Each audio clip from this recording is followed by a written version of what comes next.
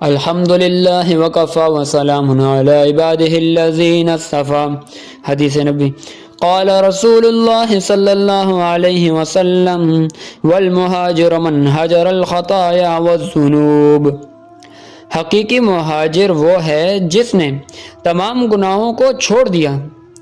اس حدیث میں فرمایا گیا کہ مہاجر وہ ہے جس نے تمام چیزوں کو چھوڑ دیا جس سے اللہ اور اس کے رسول صلی اللہ علیہ وآلہ وسلم نے منع کیا ہے. تو یہاں ہجرت سے مراد یہ ہوا کہ ترک ما تدعو الیہ النفس امارۃ والشیطان، کہ چھوڑنا ہے ہر اس چیز کو جس کی طرف نفس امارہ اور شیطان دعوت دیتا ہے.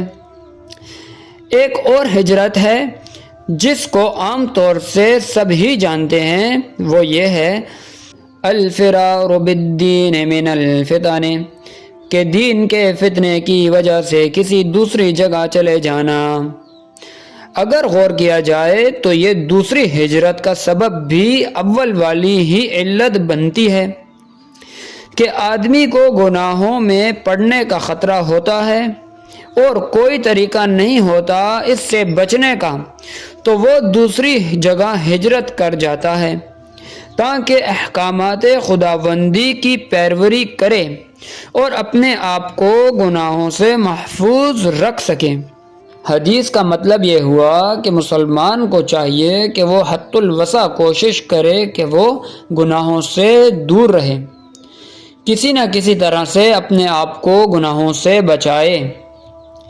اللہ تبارک و تعالی ہمارے دین اور دنیا دونوں کی ترقی میں ہماری مدد فرمائے. اللہ تبارک و تعالی ہماری دین دنیا بہتر فرمائے اور ہمیں بات سمجھنے کی توفیق عطا فرمائے. وآخر دعوانا ان الحمد للہ رب العالمین.